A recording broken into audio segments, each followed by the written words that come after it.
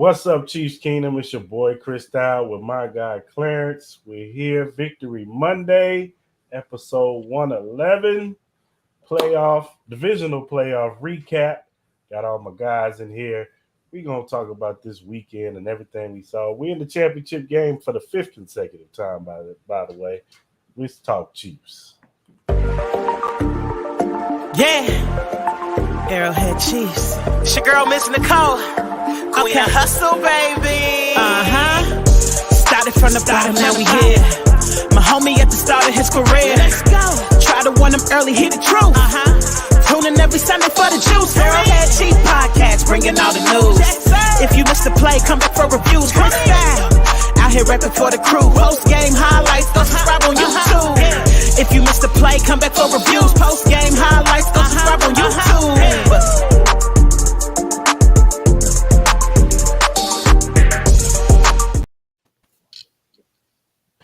What's up, Chiefs Kingdom? Hope everybody's having a good day.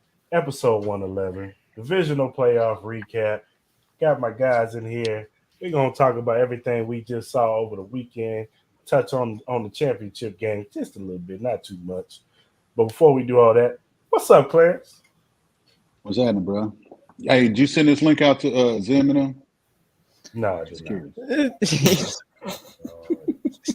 I don't want them up in here. You could have. No, you could have. I know I could. I know what. It's okay. It's okay. They're not invited. Keeping it classy. They're not invited. We're keeping it classy, but we're keeping it classy, so it's okay. You can invite them. They can't get in the club. They can't get in. I would let them in. I know you would. I definitely let them in. They didn't bring their ass to Kansas City this week. I definitely let them in. For sure. Bring your raggedy funky ass to Kansas City. Maybe Kansas City. You know what? Maybe tomorrow we'll send an invite to I don't want them tomorrow. I don't want to talk to them tomorrow. Yeah. I don't want to talk to them tomorrow. It's gonna be us. It's gonna be Kingdom Cast. I want their ass today. But I digress. Anyway, I got my guy Ty here from Sportstalk. What's up, Ty? What's up, man? Just ready I'm ready for this game come Sunday. That's it. It's time. I'm not. It's time. I'm not. Oh, I'm ready. I'm ready too. And DJ AntMarks, what's cracking, bro? You know what it is. Back again for another week. It's victory. Well, technically it's Victory Sunday. Let's just call it Victory Week. Now it's Championship Week, so let's get it. Yes, sir. Yes, sir. Let's talk about it, fellas. Chiefs win 27-20 against the Jacksonville Jaguars. You know, this game had, a lot of storylines coming from this game. In the beginning, the first quarter, he looks like Pat. He's slinging the thing around. He's moving around. He looks like he's in championship mode. You know what I'm saying? And then the inevitable happens. Bam! The ankle injury happens. Things look a little grim at first. Then the Chad Henne, he gets in the game, drives him down the field. Shout out to Isaiah Pacheco because 40 of them yards was Isaiah Pacheco. But still, Chad Henne, he managed the ship, got the touchdown. That touchdown was very crucial. You see Pat on the sideline. He's arguing with Andy and Rick. Throwing his coat. Throwing the tension because he want to get back in the game. He don't want nobody to mess this up. But Andy like, nah, bro, you got to go back there and get that x-ray. I'm not letting you back in the game until you get that x-ray. We need to make sure that ankle is right. Things came back negative. He gets back in the game. He's hobbling around. You see it. You see him hobbling around. They go into halftime, come back out. Still you see him still bothered by the ankle. It wasn't probably until like the fourth quarter where it was bothering him, but he had settled down a little bit. He kind of figured out a way. They developed a game plan enough to get the ball out of his hand quick. Once Jacksonville scored that touchdown to get it in within 3, Pat drives him down for the drive, probably the game-winning drive, to get it up to 27. He gets that touchdown to MVS. The defense pretty much took care of the rest from there, and the fumble by Agnew, that was crucial in that spot, and the Jalen Watson one-hand interception, that was very crucial too in this game. So the defense showed up when we needed them. This game shows, that this team has developed past just being Patrick Mahomes. a lot of times we just felt like, oh, Patrick has to be great for us to win some of these big time games. But this game showed you that, you know, Pat don't have to be Superman. We can pick Pat up and we can do the things that we need to. Travis Kelsey making plays, you know, the defensive line making plays, you know, Colin Saunders and not Dana getting Get some coffee, boy. Huh? Get some coffee. Drink you some damn coffee and get it out your mouth. Come on, hell. Why you gotta do all that? You got it. Go ahead. Because I'm me. I'm gonna do like Oh, see now you're mad. See now Go mad. Go ahead now. Go ahead, please, bro. You done playing. Now, Naughty got a sack. You know what I'm saying? So, you know, overall the team came together and won this game. So, go ahead, Clarence. You give us your viewpoint, sir. Go ahead, man. I got nothing. I'm drinking my coffee. Go ahead, Ty. All right, yeah. So, like you said, I mean, Patrick Mahomes was dealing in that first half. That was an MVP performance in that first quarter. He was moving around. He was getting out the pocket, making plays. Like, he was playing at a really high level. And then that ankle injury happens. I know everybody in this room was holding their breath when that happened. And certainly, I'll be honest, I didn't think he was going to come back in the game at first. The way it looked pretty bad. But he came right back in. Like, then Andy made him go get the x-rays, which obviously he didn't agree with. He would say, hey, let's wait till halftime. I'm not coming out this damn game. But Andy was like, you got to come out. He went out, got the x-rays, came back negative. They did whatever they had to do in the locker room. I'm sure they wrapped it up, injected him with something, and he went back out there and played. And at first, you could tell that it was definitely affecting his play. Like, even on the handoffs, those halfback stretches, you could not do as well, because you get the stretch way back, and that puts a lot of stress on the ankle. But by the fourth quarter, like you said, he was settled in. He had found his spot. He had found his footing. He knew what he needed to do, and he delivered some big throws in that fourth quarter, like Pat always does. So I think moving forward, it's obviously something to watch. But if Pat has it his way, he'll definitely be out there Sunday, no question about it. Yeah, he's definitely gonna play. I mean, that's no question.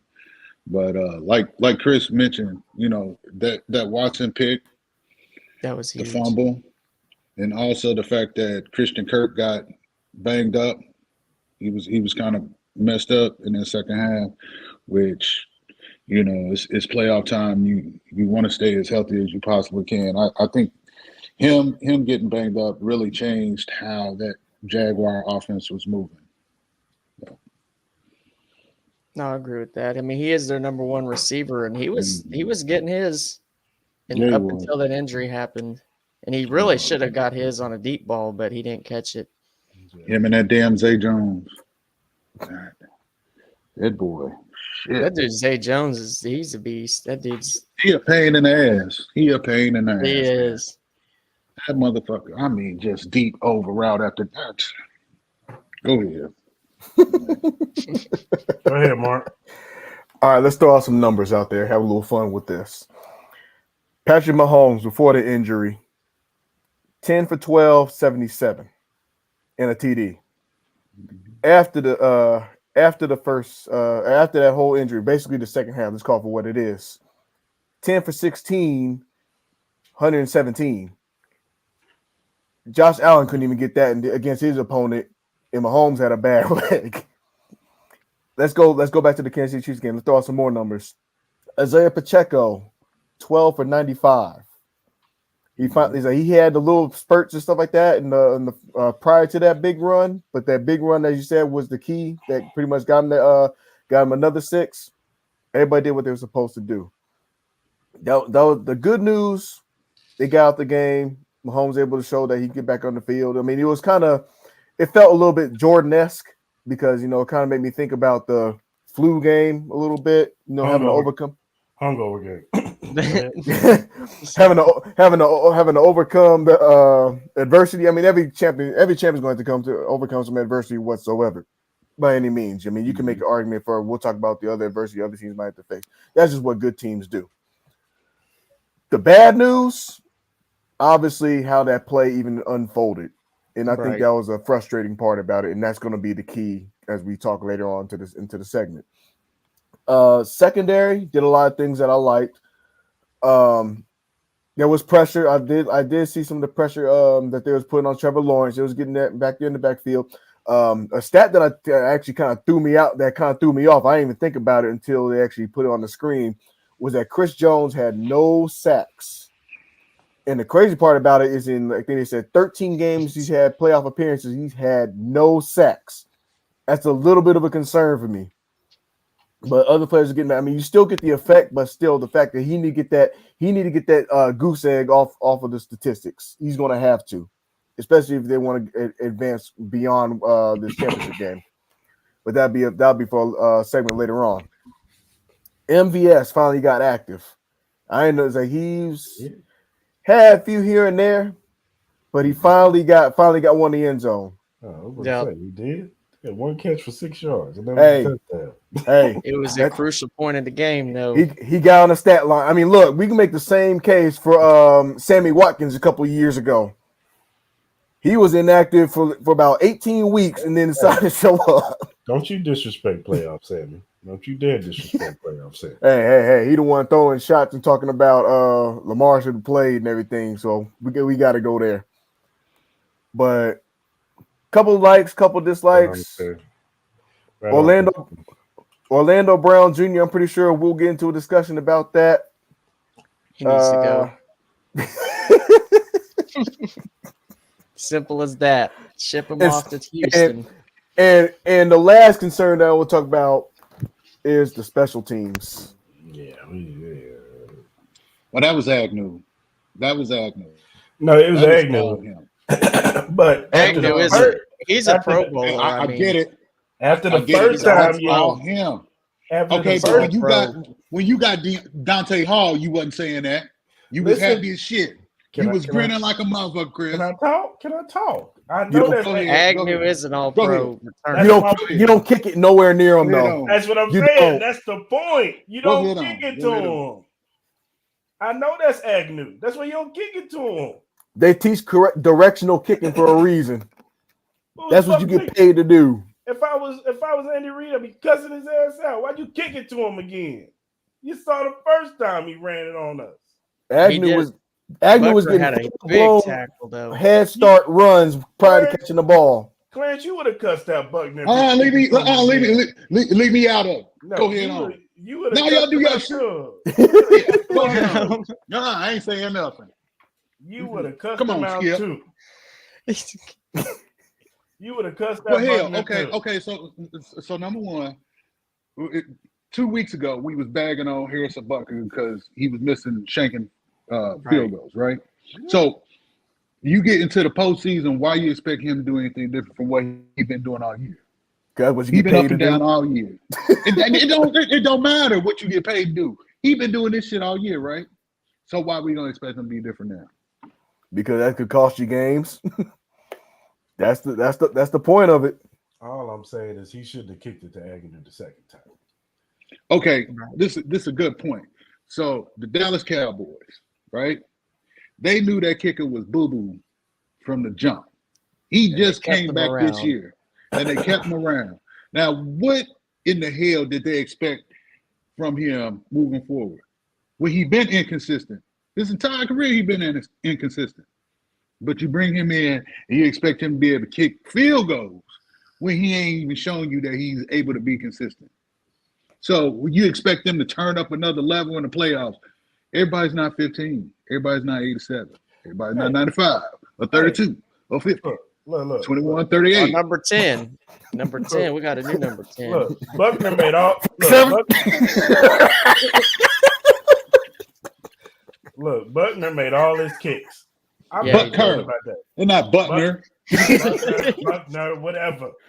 I don't care. He gonna be free agent. He keep kicking it to the likes of Agnew again. He ain't going nowhere. He'll be here next year. I agree with that. He'll be on the Raiders. They got You'd be happy. I know him.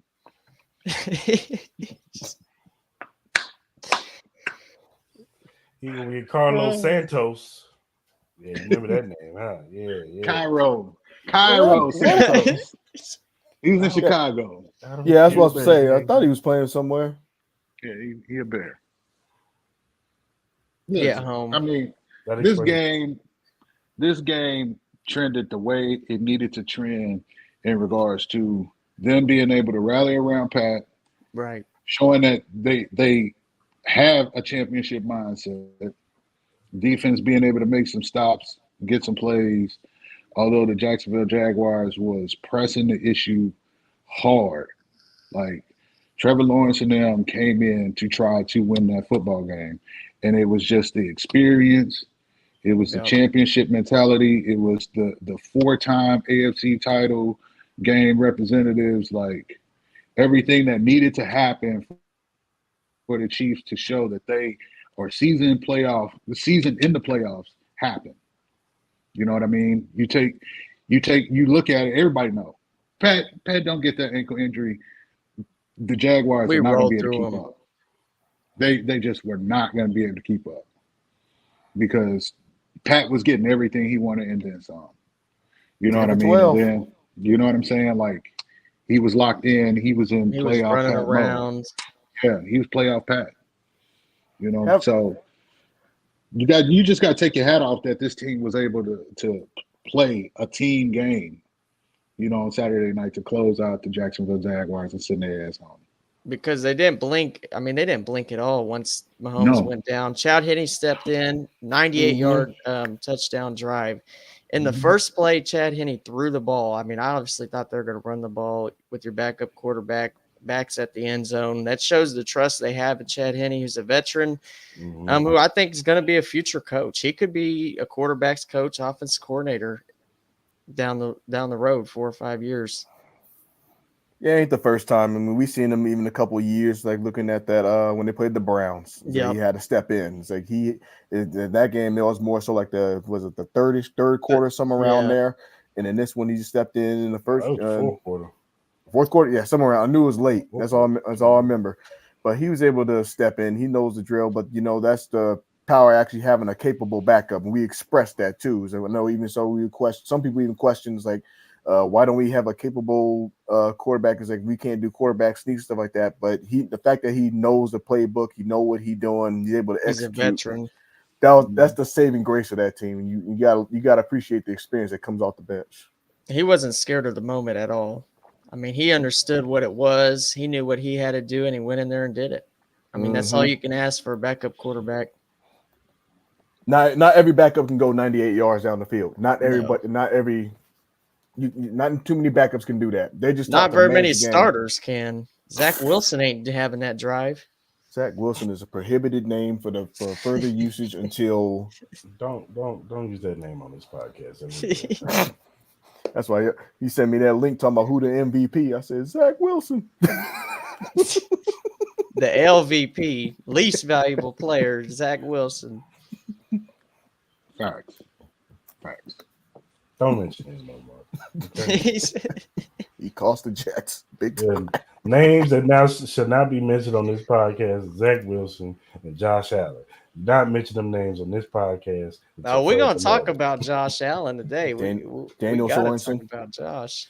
Oh, you better not mention that name, damn it. Darius Harris. I'm talking. We gonna talk. Matter of fact, let's talk about him right now. I don't blame. You know what? I don't blame Clarence because I want to shut my shit down right now. He missed so many tackles on Saturday in that run game. He needs to get off the field. He cannot be on the field. I kept asking myself, "Where's Willie Gay? Where's Willie Gay? Why?" I think it was a long drive though. In one of those situations though, I think that was one of the keys though. They kind of didn't have a choice. It was a long drive. I get it. They trying to get their rotation out there, but Jesus, they had no choice. That dude right there is a liability. Coverage, tackling. He's just a liability all around. He's a liability football player. That's what he is. Although on that one drive, and this alludes to the point though, as far as with special teams though, is that you can't. It's like when after the Chiefs score and then the Jaguars, how they set themselves up because of that special team, they got all the way down to the KC side of the ball. they can't set their defense up and expect them to get a stop every single time, because then that resulted in that bad matchup in which you had Karlaftis having to try and stop somebody the likes of Christian Kirk, and that was just a bad setup in that situation. Listen, we've seen this actually Super Bowl year when they won the Super Bowl. They went down to Mexico City to face the Chargers, and in that first half, wheel routes was killing them. Back then, I can't remember who was it Okafor? It was a D lineman or maybe a linebacker. I can't remember, but it was killing them. It was tearing their ass up. It was San Diego back then. Still, wheel routes are just tearing their ass up, and then they went to it later in the game, and then that's when Dirty Dan got that pick to seal it. Yep. That's why I said.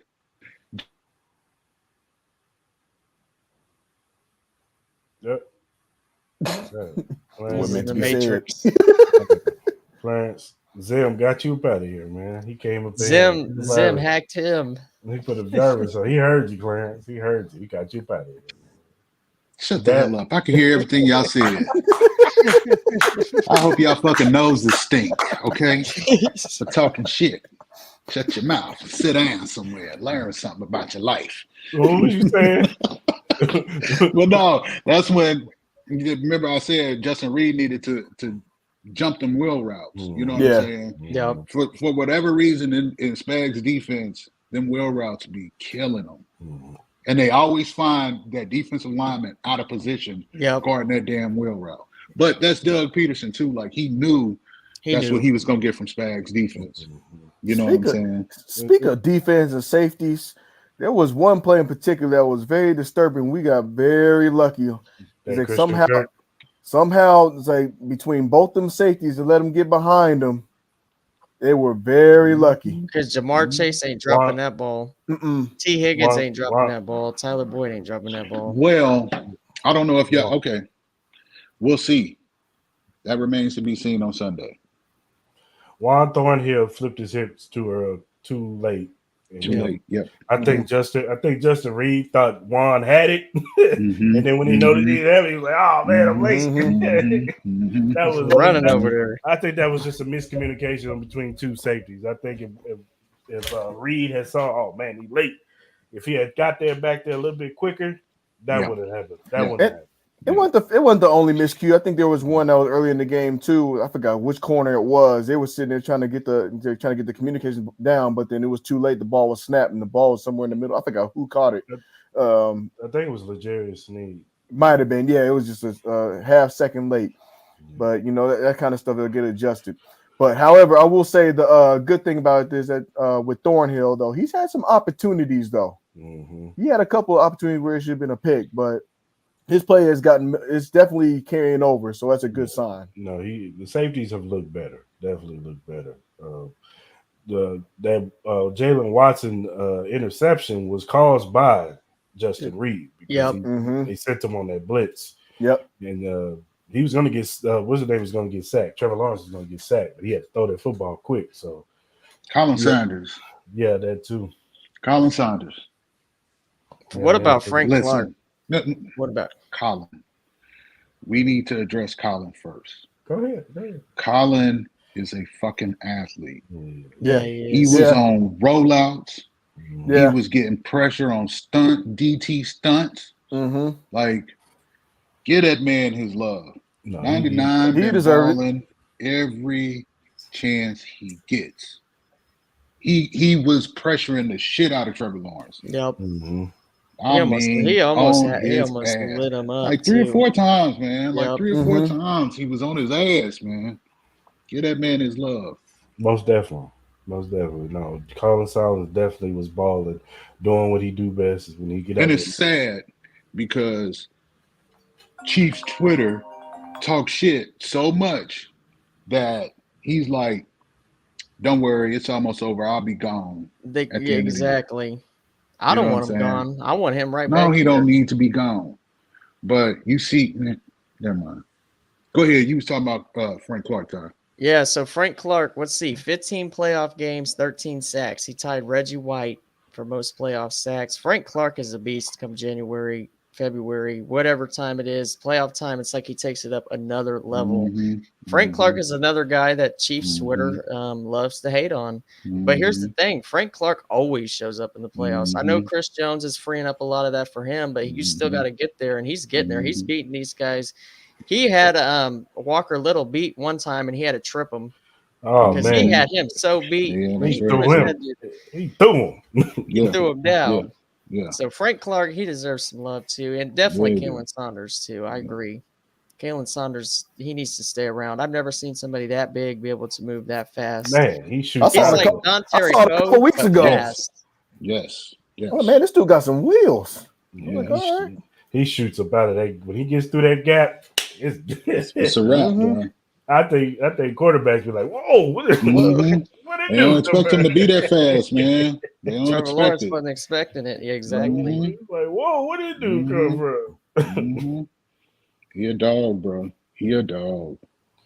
But in a nutshell, this game was it was a team win. You know, at the end of the day, everybody played their part.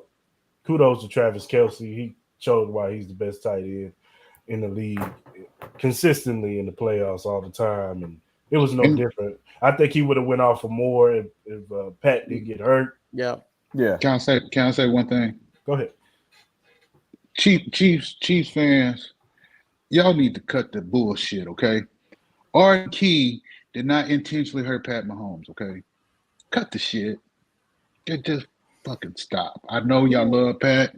I know he that dude, but stop the shit. Now, he didn't come out there and say, "Oh, I can't wait to catch a moment where I can roll my ass cheek on Patrick Mahomes' ankle." Just stop. And put my ass cheek right on his right ankle. It was his knee, but Same goddamn difference.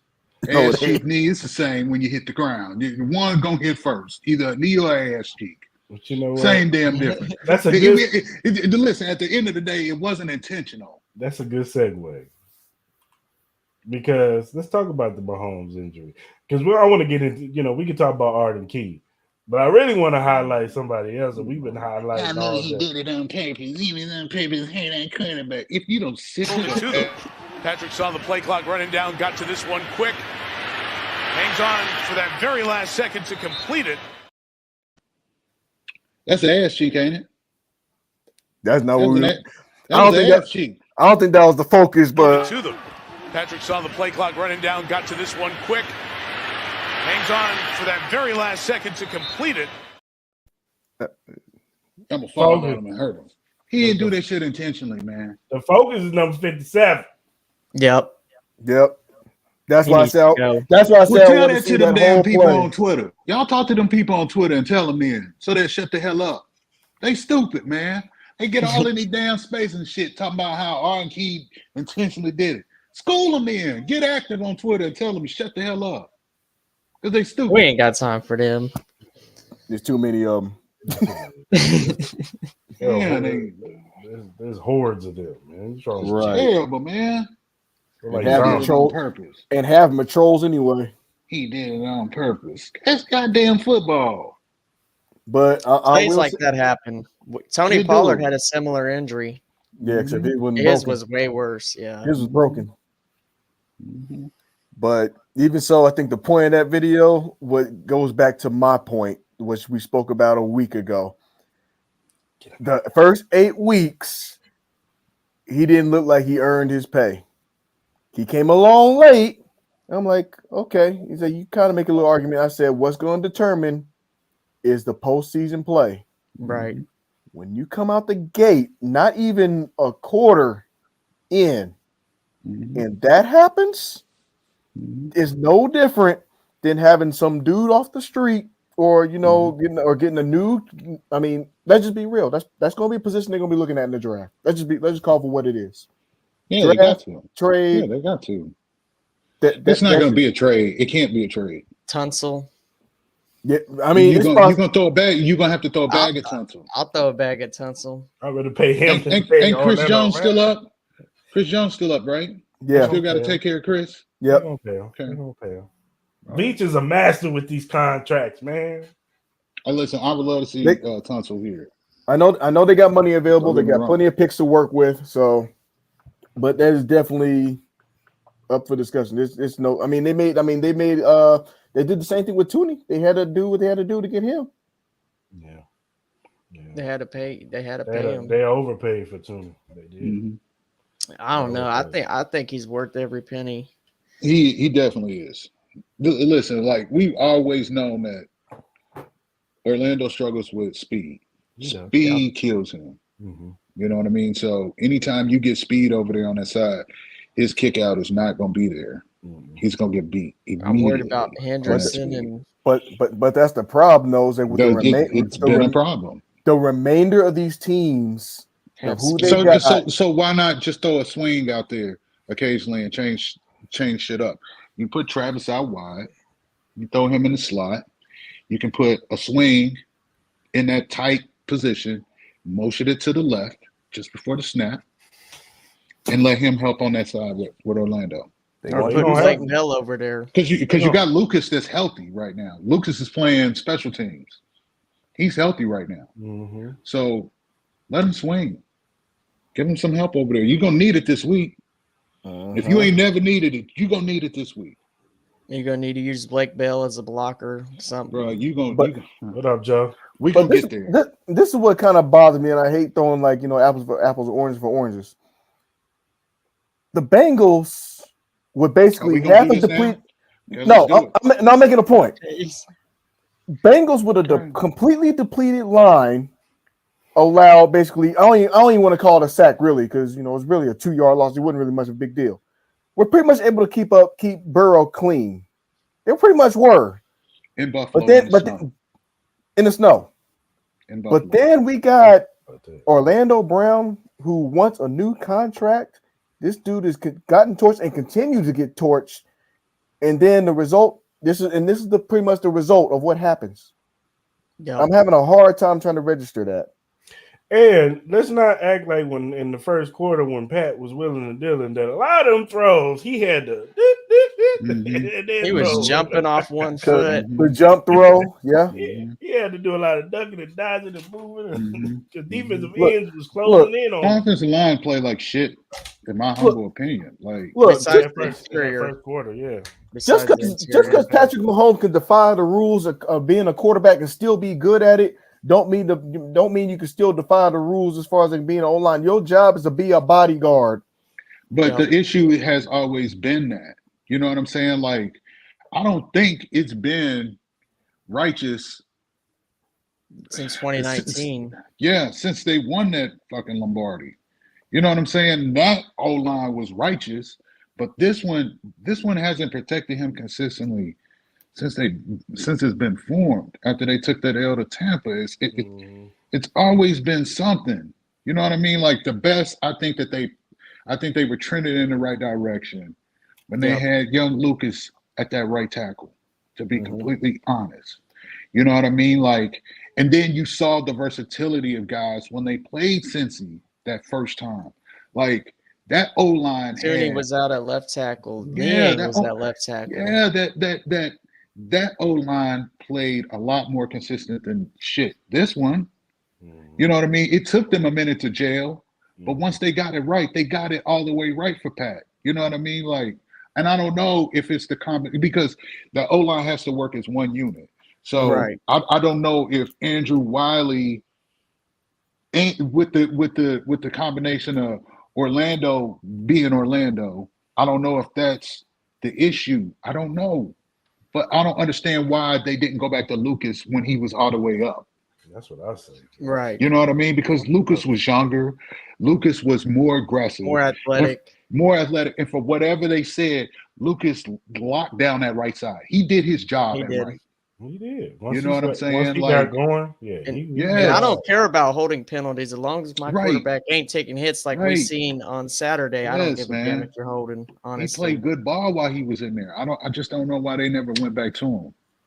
But that's an Andy thing. Like once he gets that O-line set for the year, at the start of the year, that's his 5.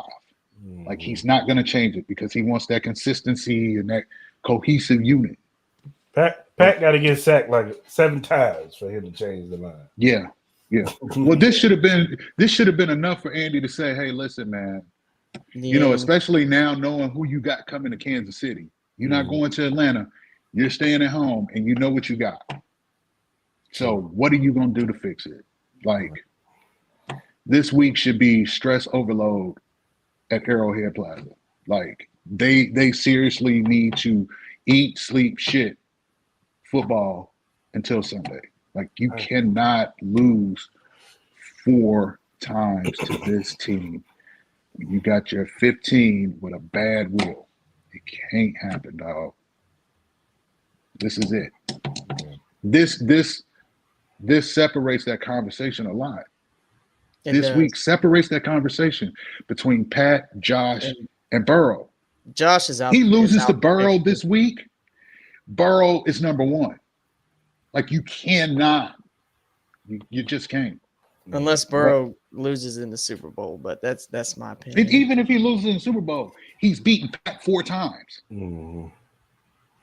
He's dominated the AFC. You know what I mean? He's beaten that guy 2 times in his house for the AFC title. That changes a lot of shit, man. It does. It does. Even if they if they win it and don't win the Super Bowl. Yeah. The narrative switches now. And Pat it does. He beat Josh. He beat Josh in Buffalo.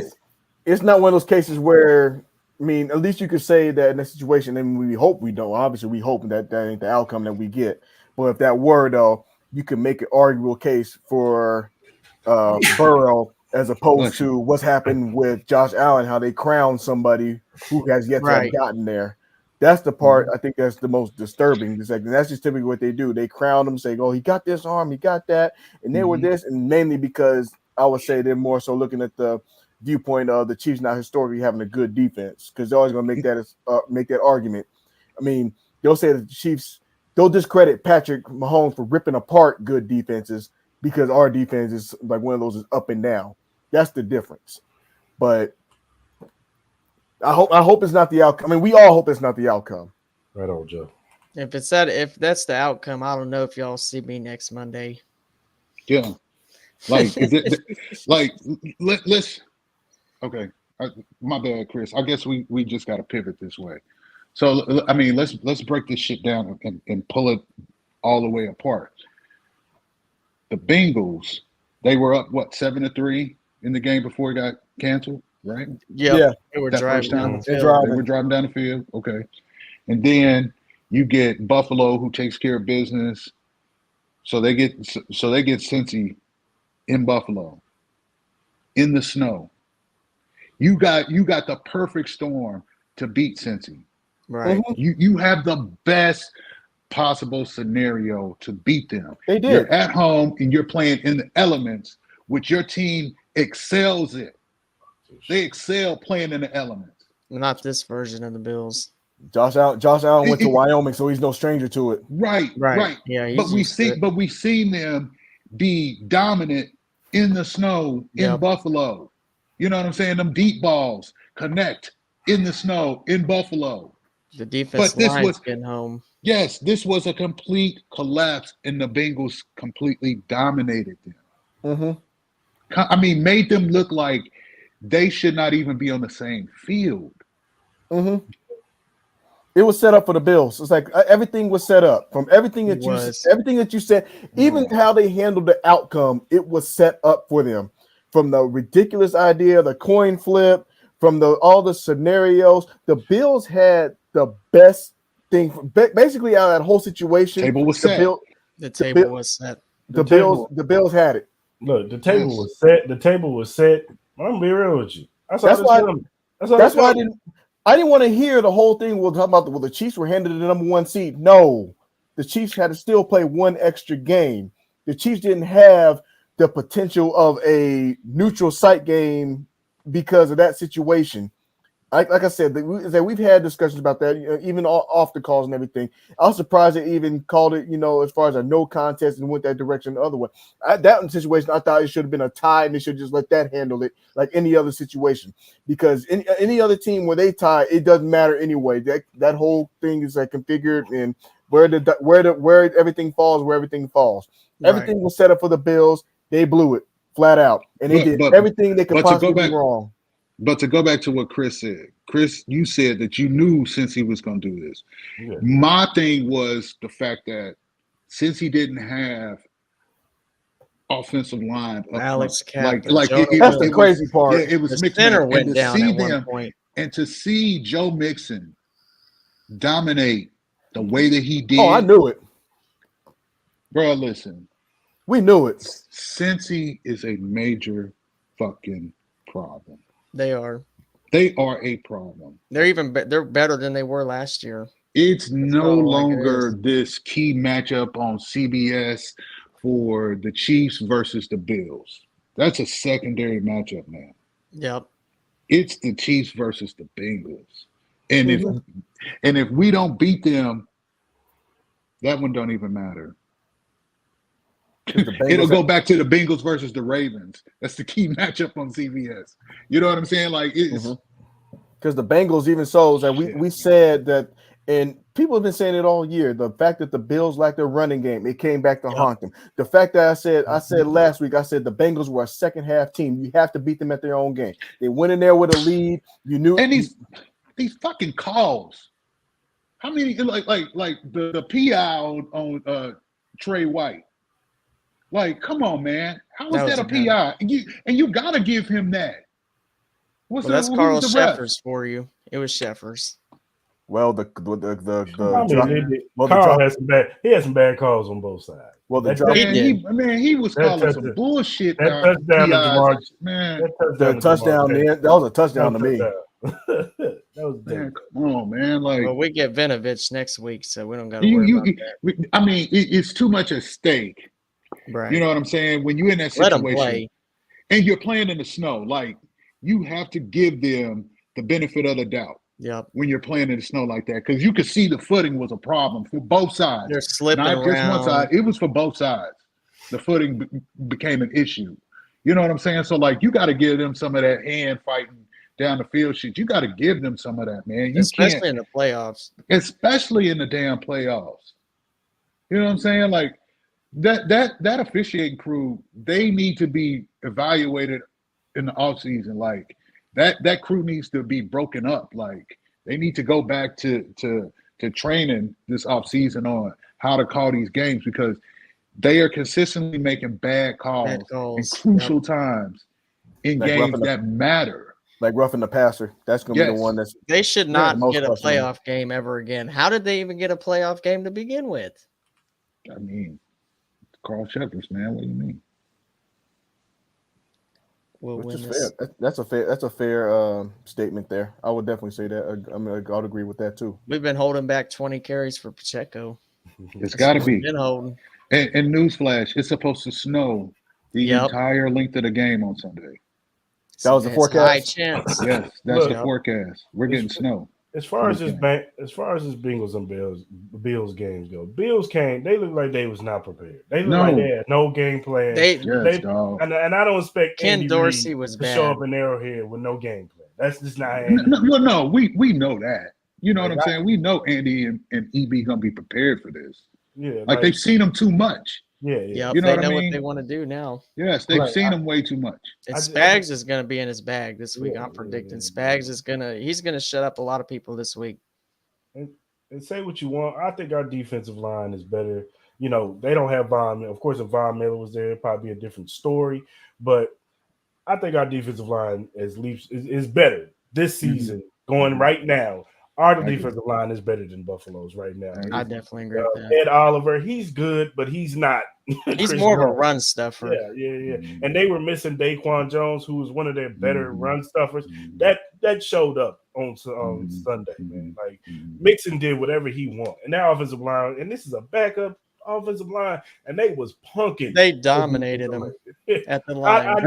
And let's not get this confused. Like Joe Mixon is a big ass dude. If you ain't never seen him in person, that motherfucker is massive, dog. He's like 6'1", 6'2", 230. Yes, he is a monster, bro. Like, yes, he can run. And for him, yes, and for the Bengals to come out and consistently run sweet play after sweet play, and get it. Like, how if you Buffalo, how do you let that happen? You know what I'm saying? And then on the flip side of that, that Bills offense was just Gabe Davis against the rookie. You know, letting that rookie get better position on him. Yes, dog. Like it was. And it just seemed he has highs on Cam Taylor too, at least a good 3 inches on him, and he still couldn't get in the right position.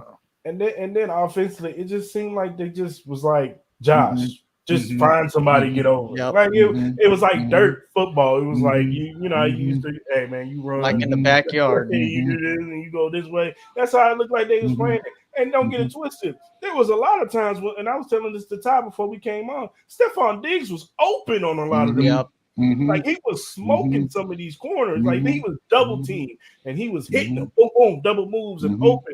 Josh just couldn't get him the ball because the defensive lineman was in his face.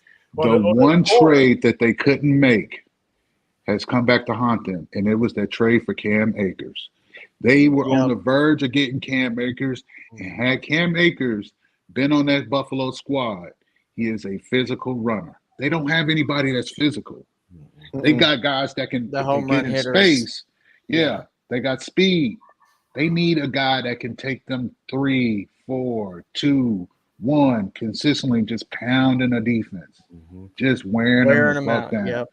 They don't have it, dog. They should have at least. I would at least hit up Cleveland. Like, look, I'll give you a fifth. Try to get Kareem. Yes, try to get Kareem. They were trying to get Alvin Kamara. They were trying to get. Well, AK is not really a thumper. No, you know what I'm saying? No. They need a physical guy. They need a thumper. You know what I'm saying? Because Cook is going to be that dude out in space for them. Like he trended up.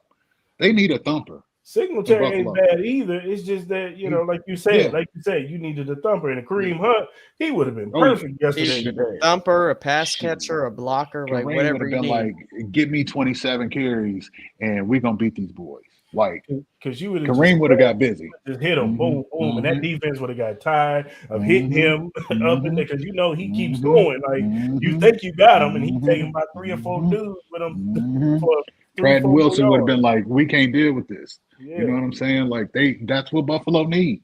And Buffalo still may not fix it. Yeah. They won't. No. They may not fix it. But you got O-linemen. You got O-linemen in Buffalo that are set up to be able to run the football. A Saffo who came over from the Titans. From Tennessee. From Tennessee. Yeah, from Titans. That's a grinder. You know what I'm saying? Yeah. Like, and he consistently is run blocking. That's where he's special at. Like, you need a thumper. It can't be Josh. And if it ain't 17, then it's nothing. It can't be. Stephon Diggs is tired of this shit. You know what I'm saying? You got knocked out last year. You got to the AFC title game. You lost. You know what I'm saying? Like, you had perfect setup for this game, and you still couldn't do it. And you let the Bengals come in and beat your ass. They punk you at home. Dominate the line of scrimmage on both sides of the ball. And this is a good segue because, you know, what's next for the Buffalo Bills? I just saw this in one of the groups that 2 straight divisional exits for the Bills, but this year the mood is more pessimistic. Yeah. Bills' contract was structured to have the best chance to compete this year, with cap hits for Allen and Diggs alone going up to $32 million. And don't forget about Von Miller's over there. And $150 million allocated to only 10 players. So they're gonna have to make some cuts. Yeah, I mean, Poyer was already on it saying this was probably his last home game. You know what I'm saying? In Buffalo, like, they're going to have to make some changes. Michael Hyde's a free agent too. Yeah. You know what I'm saying? Like, them safeties. You might lose both of them. You know what I mean? Like, that's the name of this game. You know, but this would be a great opportunity for them to utilize the guys up front and to take some of that pressure off of Josh. You know what I mean? Like, listen, for all that we love about football, and they transitioned and made this a passing league, all that we love about the passing, you still have to have somebody in that backfield that can get the job done. You know what I mean? Hell, does Derrick Henry want to stay a Titan with the uncertainty of that team? No, Derrick may want to leave. Derek may want to leave. That's why I You know what I'm predicted. saying? What if he ends up in Buffalo? You put him with Cook and Singletary, take some of that workload off of him, keep his body fresher, leading into the later half of the season. Like, you got something there. Hey, they get Derrick Henry, they're back to being, legit scary again. Yeah. Yeah. You got to But worry that's about what it's Buffalo. going to take. It's going to And take getting a big name And somewhere. in this day and age of NFL, that's not out of scope of realism. No. Because But we that's see it every day now. But that was my point, though. I think it was a week ago. I'm not sure if I said it here, but for the condition, we're talking about Eric Bieniemy and getting a head coaching job, or if he need to go to go get another OC job somewhere else to prove himself. Besides under Andy Reid, whether it be potentially even Baltimore, that could be a consideration. Could you help deal with the Lamar Jackson dilemma? Could you fix that? Could you go down to Tennessee? Could you help with the Derrick Henry, take the load off of him? That could be the condition. And Eric Bieniemy says, "Look, I don't want to go to Tennessee or whatever, or if you don't even want to move, that could hurt both sides and cause movement all over the place that people would least expect."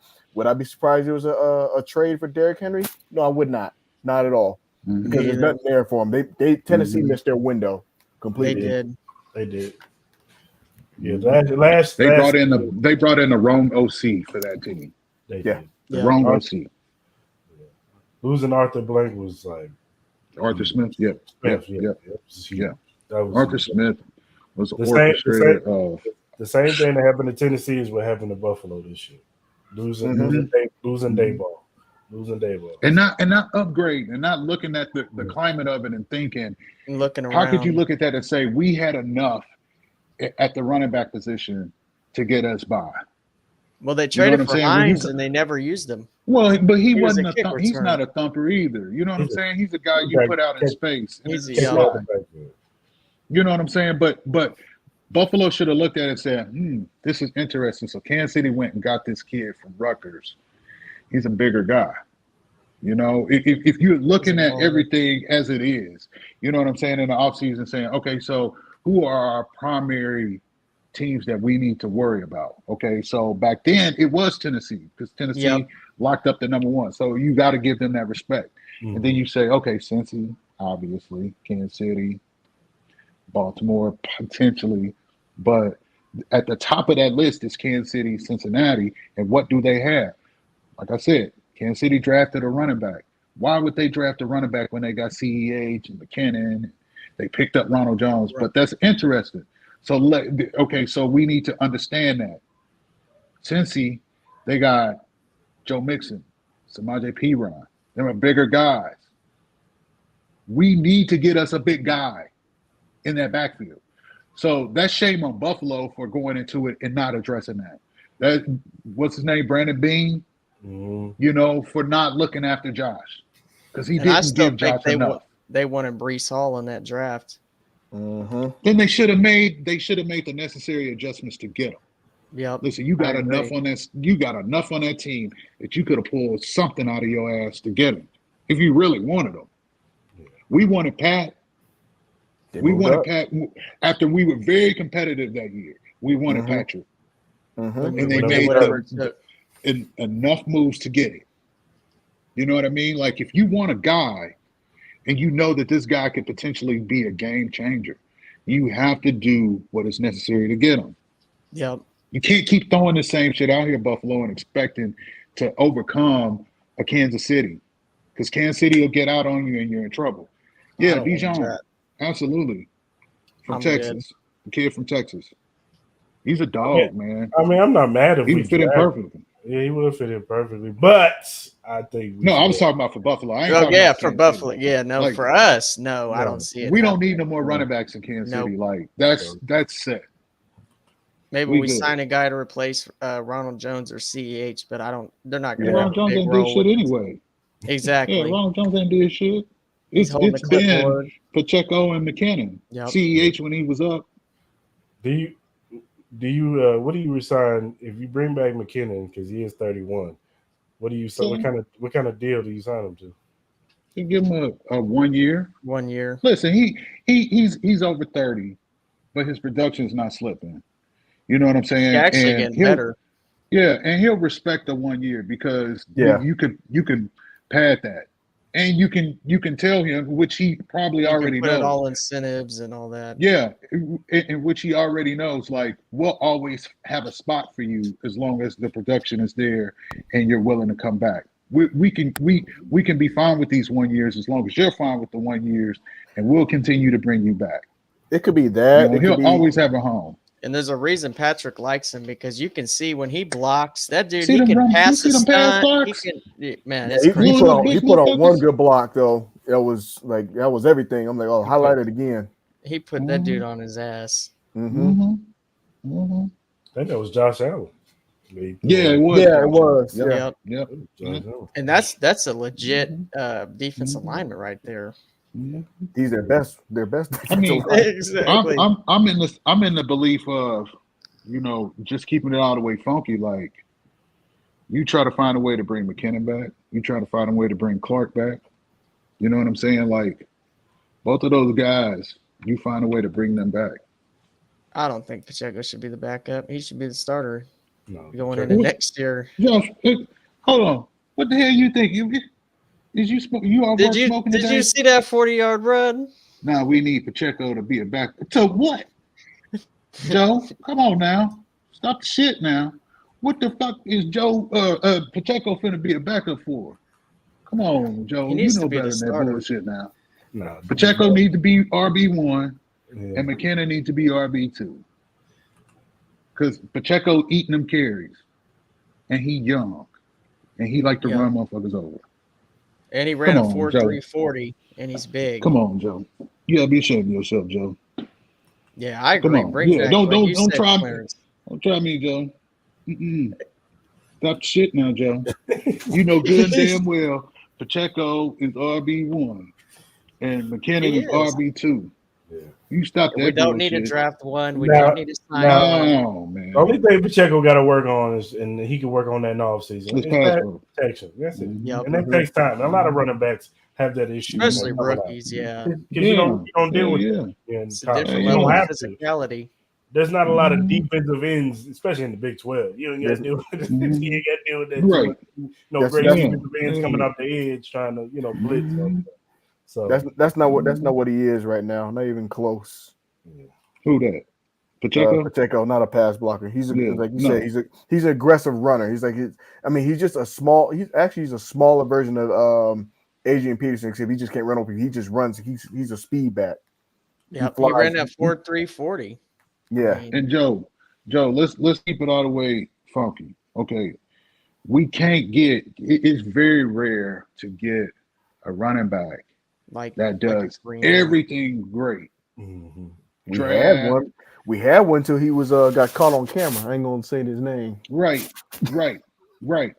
You ain't never lied.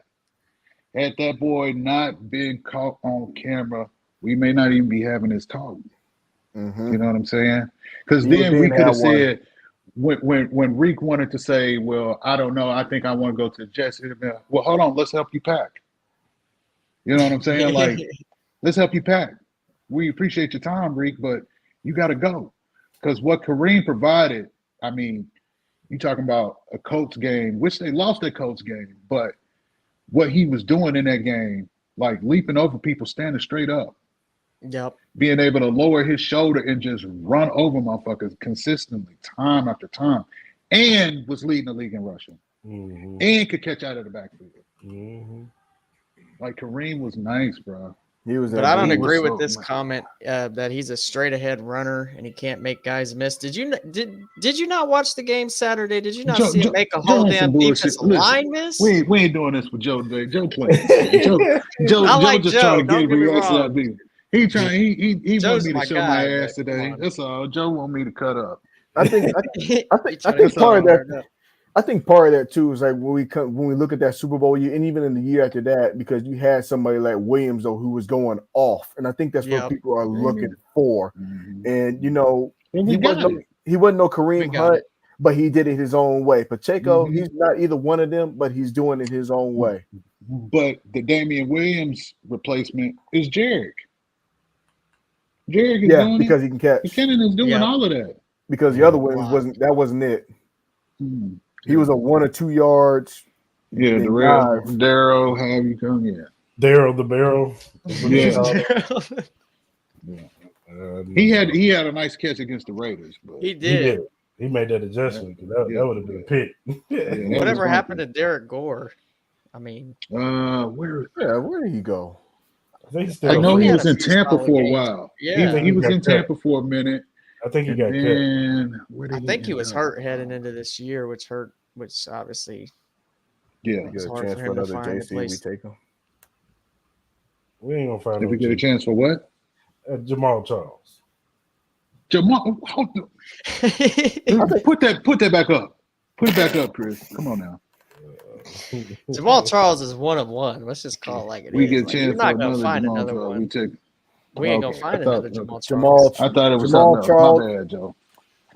Jamal Charles, Priest Holmes, those are all different in their own era. They did what they They're need to one do. of one. And we don't know, but and the best part about this, we don't know what Pacheco's going to be. Yeah. Right. We don't know. He had we don't know what 850 Yeah. yards his rookie season. we don't know what he's going to work limited on this carries. off season. Yeah, And then we he don't just know what started the he's going to season. work on this off season.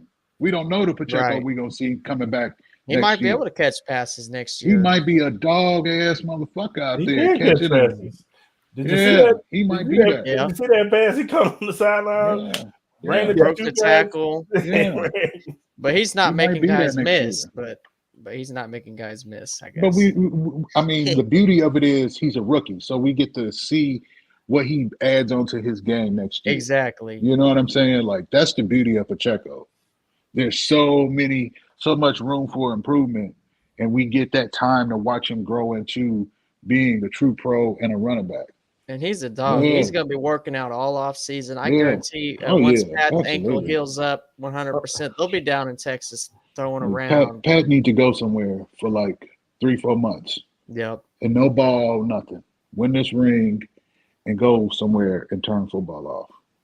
Turn Just football don't- off. Go somewhere Turn with football Brittany. off. Go somewhere with Go be a Brittany. husband and a Enjoy his father. kids. And Nothing.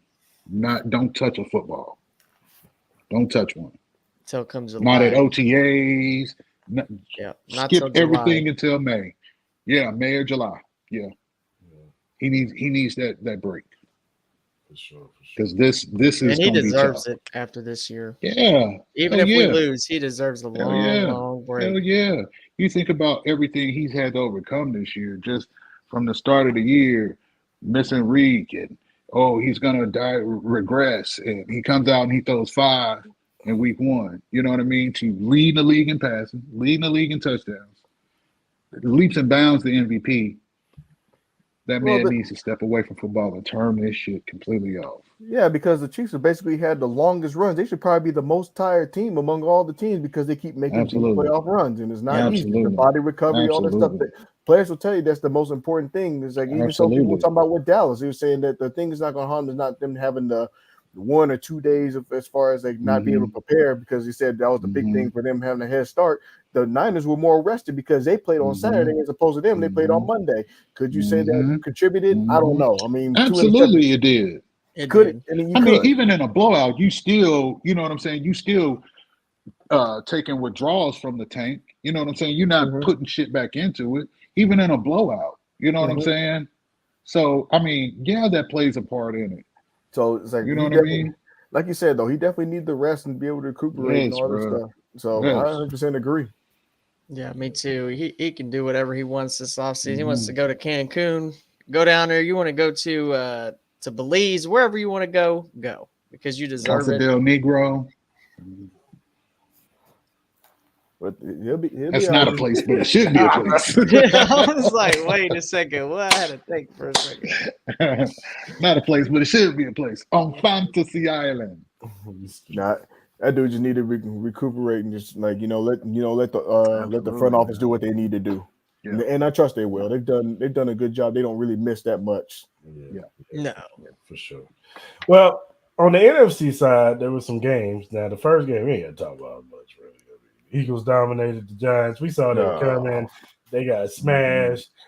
I mean, kudos to the Giants. They put together a season. Absolutely. Nobody gotta get them a guy.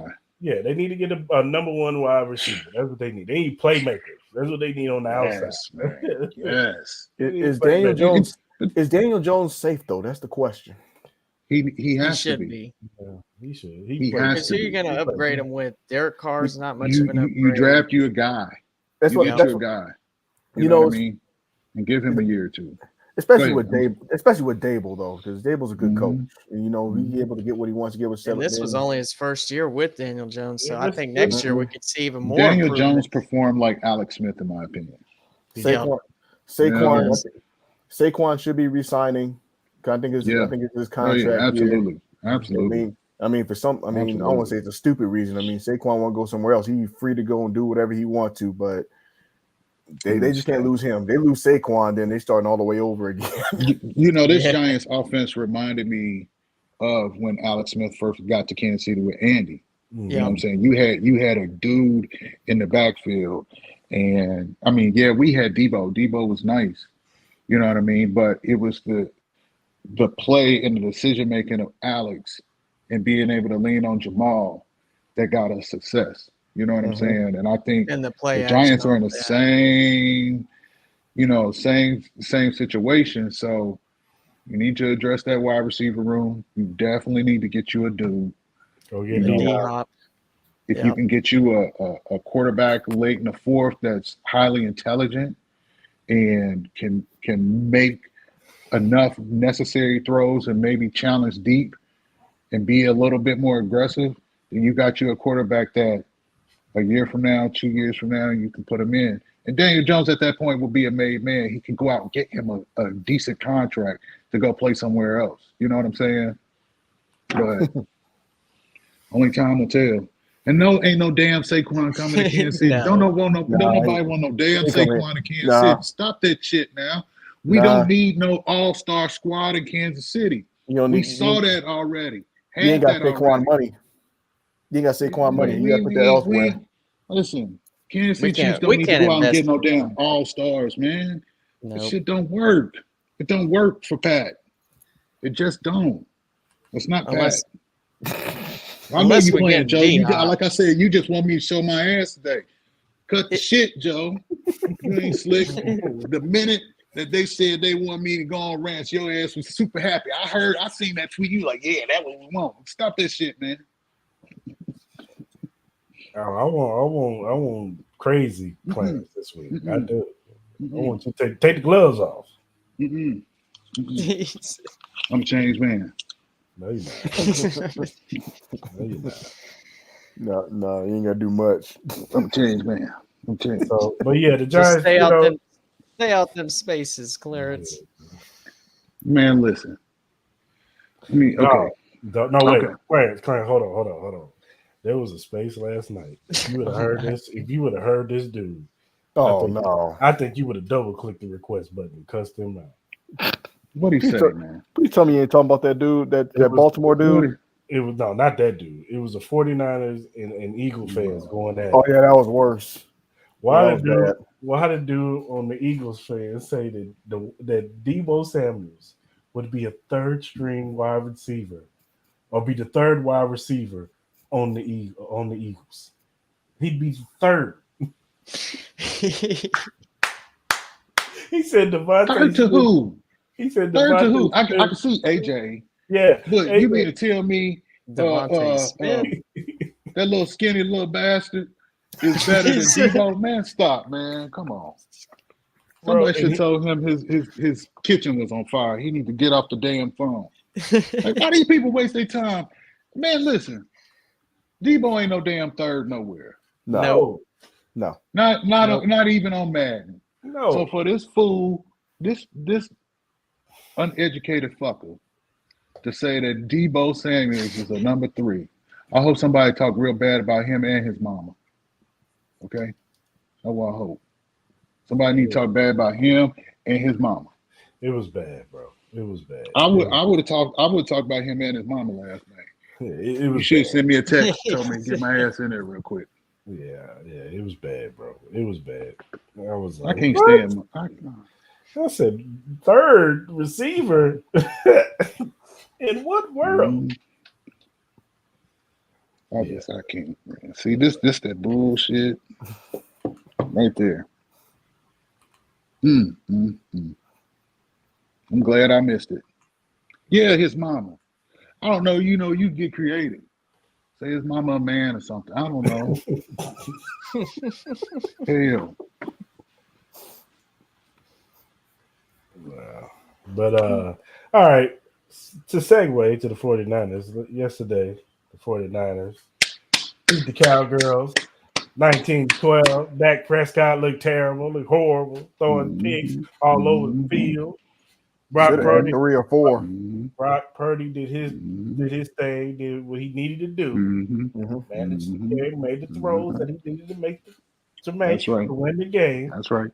And the defense showed up. Both defenses showed up. I Yeah, give both both defenses showed up. But 49ers made the plays that they need to play situationally. And they come out with the dub, and they're right back in the NFC Championship game. And the Cowboys, once again, going home, sitting on the couch, wondering what they're going to do with their lives. Are they going to get rid of McCarthy?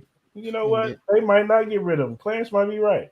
McCarthy might not be gone. I ain't say hold on. I ain't say nothing about no damn Mike McCarthy now. I said he take that L. Your buddy Peyton need to go on to Dallas. You need to stop that shit, Cris. You hear me? You cut that bullshit out, man. I said the Cowboys lose. Mike McCarthy need to get on gone. And he need to take that sorry ass Kellen Moore with him. That's what I'm saying. They get rid of him. The only thing I want Kellen to Moore has got to be the dumbest offensive coordinator in the history of football. Please tell me you're talking about that last play of the game. I'm talking about him as his whole body of work. That too. Kellen Moore's entire body of work is dog shit. It is. What up, Stan? For all the playmakers they've had throughout the years, and his play calling's terrible. How do you have Ezekiel Elliott, Tony Pollard? It is. He needs to go. And don't get a fullback. You don't have a fullback. So you mean to tell me you got a thumper like Zeke and you got Tony Pollard, and yet you don't have a fullback on your roster? You using an offensive lineman in the back. You doing them a disservice, man. Like we said, remember the very first time you seen Dak Prescott? It was in a preseason game against the Rams. And he threw, I think it was 13 to 15 passes. And you saw the efficiency with that running game. And you saw it that entire year, the ability to be able to run the football behind that offensive line at that time. And Dak not having to throw the ball 30-plus times, 40-plus times. You don't have Dak Prescott throwing the ball like he Patrick, because he's not. And for Kellen Moore to continuously put that dude in those situations, somebody needs to slap his ass with one of them razor belts that you see at the barbershop. Just slap Kellen Moore's ass repeatedly in the face with that damn belt. I said that shit, and I stand by it. Kellen Moore need a good, just a real good Southside Chicago ass whooping. That's what he needs. I said it, man. This don't make no damn sense. Yes, bro. I'll take just his iPhone. You can make. We talking about old block. We can talk about all the interceptions and all the should have been interceptions and all that stuff. We could have been talking about that. He ain't from 63rd. We talking about old block. But that last formation to end the game made absolutely no sense. They gotta throw that in the trash. I'm like, first thing that came to mind was exactly what I saw coming across, with the memes, stuff like that, the Colts all over again. Yep. I'm like, do you really think they're not going to line somebody over to make that quick throw? That was strike number one. And then don't get me wrong, I understand quarterbacks is the throw where the pressure is coming from, but that had no chance whatsoever. There was three. To your right, you had people, to your left, and you decided to throw in the worst possible spot. So everything, situationally, I think that's a testament to who McCarthy is. I don't know what they could have said that they were working on. Like, working on what? Maybe that's the new 2022 thing. Like last year was the management where we've been working. Why is it the thing that y'all been working on are like the worst ideas? Listen, let's not take anything away from them Niners. Like that defense is flying around. We think it to be like we've been Fred Warner. His instincts, Fred Warner's instincts are next level because for him to be an inside linebacker and to be able to be instinctive enough to see a tip on a pass that, most linebackers will think, okay, well, Oh, I think he got that ball.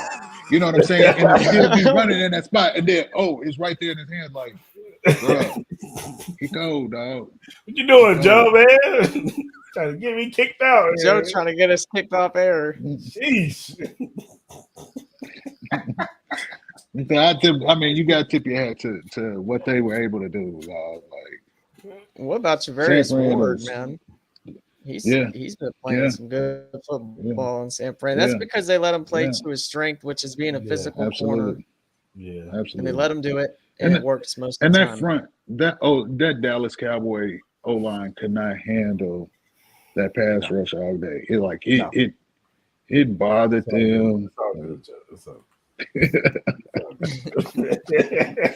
good. My bad, Joe. You got to be off guard with that one, Joe. Yeah, I mean, I saw that coming across. I'm like, Okay, wait a whoa. Joe on one today. I love it though. Keep it coming, Joe. Hey, it's all good, Joe. You still a friend of the show. Still a friend of the show. He ain't say nothing. Yeah. Tell him something, Joe. All right. Yeah, I guess Joe. See that talking about Oz a couple weeks ago. But even so, the play that really changed that whole, well, there's a couple of them, but the play that changed the whole trajectory of that game that really helped the Niners was that play over the middle, though, that Kittle caught, though. That changed the whole makeup of everything. Mhm. Up there they go. Mhm. Once he caught that pass, they got going. And what about the George Kittle revival? I mean, Jimmy G, Yeah. for whatever reason, could not get George Kittle the ball. I do not know what it was. They but was Brock doubling Purdy, him. well, They that would too. bracket Kittle But now Brock because Purdy's Jimmy getting loves the ball. Kittle. Yeah. They're gonna double him It next could just week. be more scheme. You know, Kyle It could be. really dialing it up for Kittle to take pressure off of Brandon Ayuk. Mm-hmm. Brandon Right. Ayuk has been killing more this year in the passing game than Debo. Like he been getting it. You know, every time they call his number, like Brandon Ayuk is making some plays, dog. Yeah, he is. He's really good. He's really Yes, good. he is, bro. And he wouldn't be as expensive right now. I'm just saying. Yeah. I'm just saying. I mean, I'll I'm take just saying. Ayuk. I'm just saying. Yeah. I'm just saying. I take You know, Ayuk too. We want a marquee guy at that position in Kansas City, like Brandon Ayuk. He would be cheaper. Yeah, but Well, you know, the And Chiefs. that bridge between Kansas City and San Fran is always been Exactly. good. Adebisi. Yeah, he got Adebisi. Don't give it to me. okay. All right, bring it to me. Oh man. Well, with all now that the table has been set, the games are official. We got the NFC and the AFC championship game set. Mhm. We got the first game's gonna be San Francisco and Philly, and of course we got them stinking ass Bengals coming to Kansas City. Mhm. And we could right that wrong and whoop their ass. So, what are your guys' thoughts on not getting to a full deep dive? But what are your guys' initial thoughts on both of these games? Fuck the Bengals. I'm with you on that one. Now, my initial thought on, I'll start with the Chiefs-Bengals game first, obviously. But my initial thoughts are we're going to have to be able to, like Mark said last night, get pressure on Burrow. If we can knock him off his spot, move him out the pocket a little bit. I know he can make those plays, but when he's standing back there and he's got all day to throw, he's just going to dice you up. And we're going to have to run the ball. I mean, even with Mahomes hobbled or not, we know what we need to do against the Cincinnati Bengals team. We've seen it last year when Jerick McKinnon's getting 6.3 yards per carry. So that's the two biggest keys for me in this game. And then obviously putting extra help on that line because we cannot be having Pat in a compromised position in this game. All right, let's start with that Eagles game. That one I think is going to be a low scoring, could be like 10 to 13 kind of ball game. It's going to be physical. Going to be a lot of trash talk going back and forth. I mean, you arguably, Absolutely. I mean, the rosters, you look it up from top to bottom, offensive side, defensive side, you got big play Slay on the other side, who he gonna be guarding. Mhm. You know, he's gonna have his hands tied. Devo. It's gonna be a good game. That one. It is. So if you're looking for fireworks in that one, you're looking at the wrong game. Mhm. Who can win it? I mean, I think it's gonna be a matter of. I mean, I like Shanahan a little bit better as a coach. And I say a little bit because Shanahan has his tendencies to do things that make no sense. Like, I wasn't a fan of him trying to force throwing the ball. I understand that. You got the time on your side. This fool taking the risk and putting the ball in the air. I get it. I don't care if it's a quick out, whatever. Just run the ball, kill the clock. And he need to make sure that his team, because truth be told, Dow should never even touch the ball to end in the game in the first place. And that comes from discipline from the coaches and make sure that these running backs know what to do. There was no reason for Mitchell to run out of bounds when he could have ended the game on their own. And that's the kind of stuff that'll cost you games and go right down the line. So hopefully they put that in the ear, knowing what to do in situationals, because we've seen teams do some really dumb things. Do I want to see? Who do I think advances? I'm gonna save it. I'm gonna save my thought. That's a tough one, because Jalen Hurts has proved himself. You know, he basically put on the cape, said, "I'm back." Purdy, him to make this run, and he might be able to do what no rookie has done. Let's lead that team to the Super Bowl. It's a possibility. He could be the first rookie to start the Super Bowl this year. Who knows? Now, for the game that everybody cares about, or we care about the most, this game will be decided in the trenches. Yep. Forget about Chase, Burrow, Mahomes, that whole situation. The trenches is where it's going to be. And the offensive side for the Chiefs, just speaking from them, they have to make sure they get a running game established. They have to protect Mahomes. They have to be on their A game. Absolutely, no excuses. Defensive side of the ball, and this is that magic number I keep throwing out there. When the Bengals lose, it's because they have 2 or more turnovers and at least 4 sacks. They have to get to him. If he has anything less than that, they will not lose. Especially, depending on where the game, where they are as far with the score wise, because the Bengals continue to be that team. They continue to be the best second half team. It's like look at the numbers. Look at how they've been playing. Even because there was a game, you can go back and look at when they were playing the Colts, and the Colts were playing them tough of all teams. And the Colts simply blew it because, one, they had a bad quarterback, which is called for what it is, who can't handle situations. But they just know how to come through when it matters late. That's just what they do. That's just what the Bengals are. They know how to do it. Ravens had it figured out. They just screwed up that was the screw up. Otherwise, who knows? Ravens could have been the one in the advance to the next round. So if the Chiefs can match and outperform in second half, especially in the third quarter, and I've been saying this for weeks. I think I even told you this, Chris. I said usually in the third quarters they just manage. They don't go for the kill usually until the fourth quarter, but they have got to put it all that they got from the start of the second quarter or the start of the third quarter all the way to the end. They have to. They cannot play this whole hero comeback ball, let them hang around. This is the game where they got to show some killer instinct. And Chris Jones got to get that 0 off the board.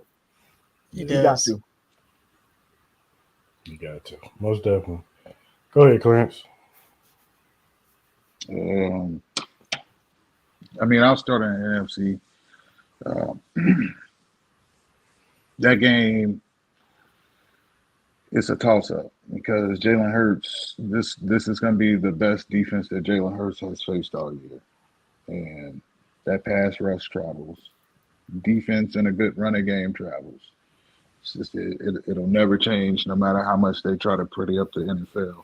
Football, running game and a defense always travels well. The only things I don't know about is Brock Purdy in this game, because the flip side to that is this is going to be the best defense that he's faced. You're talking about big play Slay. You're talking about Hassan Reddick. You're talking about Fletcher Cox. Sue, that defensive rotation is right up there with what the Niners do defensively. So the pressure is more so on Purdy. But again, he has Elijah Mitchell in CMC and Juszczyk. You know what I'm saying? So that's his saving grace. Um, Also, the elements too. You know what I mean? Like, is it gonna be snowing? Is it gonna be cold? Is it gonna be rainy? What kind of field conditions are they gonna have in Philly that day? Like, all that plays a part. I still like the Niners because that's always been my squad growing up. But I think it's gonna be Philadelphia being the NFC representative just because they're playing at home and um, they look like they primed for this. They got enough veterans. Jason, Kelsey is on that squad, Fletcher Cox and guys like that. A lot of vets, which will help them get over that hump. I think they go to Arizona. This Kansas City Cincinnati Bengals matchup is the most concerning. And we can say, Pat is this, Pat is that. But at the end of the day, we've had 3 opportunities before this one to get it done. And for whatever reason, they just get us. And then you add on the fact that the high ankle sprain, how much of his mobility will he have on Sunday? Like, it's definitely going to be a challenge, dog. So I can't call that one yet. No, I feel you. Piggyback off you guys with the NFC Championship. That's an equally heavyweight fight. That's going to be. That's going to be. Who makes the 1 or 2 plays. Yep. In the game. That's what that game comes down to. Who makes the 1 or 2 plays, whether it be on offense or defense. Yep. Who gets that crucial stop, who gets that crucial big play. Down the field or whatever to get them in position to score. So, so yeah, that's gonna be. I that's a coin flip. I don't know who's gonna win that matchup. That could come down to the wire. And same thing with this AFC Championship game, man. I know that I don't get it twisted. I'm concerned about Patrick's ankle too. Who wouldn't be? You saw how he looked in the divisional game, and he was in pain. Now, I'm going to be a slight optimistic, with the report saying that he's doing better than what they thought he was going to be doing, and that's a good sign. Just show that his toughness, and hopefully by Friday we're hearing better signs. Oh, he's moving around, he's good. Because if Pat is at least 90%, at the very least 90% in the AFC Championship game, at the minimum 80. Yeah. That's the number I'm looking at. Yeah, 80. But if he can get to 90, 85, 90%, then I'm good. I'm good. I still like our chances to win this game. I don't, as much as, we look at Buffalo as a perennial, they should have handled business. I'm not going to take too much from this dominating win because I don't think they're going to dominate us. No, they dominated them. Right. I think our defensive line is better. I think our offensive line is better. And I think in the trenches, we will show up. This is it. This is the AFC Championship game.